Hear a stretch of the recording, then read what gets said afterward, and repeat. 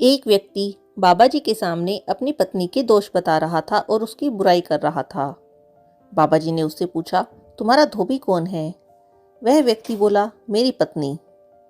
बाबा जी ने फिर पूछा, और तुम्हारा बावर्ची कौन है?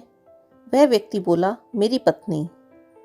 बाबा जी ने एक बार फिर पूछा, तुम्हारा सफाई वाला कौन है? व्यक्ति बोला, मेरी पत्नी। बाबा जी ने कहा, तुम्हारे माता पिता की सेवा और तुम्हारी सेवा कौन करता है? व्यक्ति बोला, मेरी पत्नी। बाबा जी ने फिर पूछा, जब तुम और तुम्हारे बच्चे बीमार होते हो तो तुम्हारी और तुम्हारे बच्चों की देखभाल कौन करता है? व्यक्ति बोला, मेरी पत्नी। बाबा जी ने पूछा, तुम्हारे घर और तुम्हारे माल की सुरक्षा कौन करता है? व्यक्ति ने कहा, मेरी पत्नी। फिर बाबा जी ने पूछा, क्या तुम्हारी पत्नी इन सब कामों का तुमसे वेतन लेती है? व्यक्ति बोला, जी नहीं।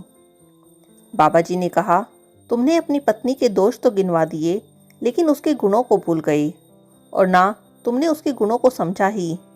तुम्हारी पत्नी ये सब कार्य करने के बाद भी तुमसे वेतन नहीं लेती, बदले में बस इतनी सी आशा रखती है कि तुम उसका ख्याल रखो, उससे प्यार करो और उसका आदर सम्मान करो। लेकिन तुमसे इतना भी नहीं होता।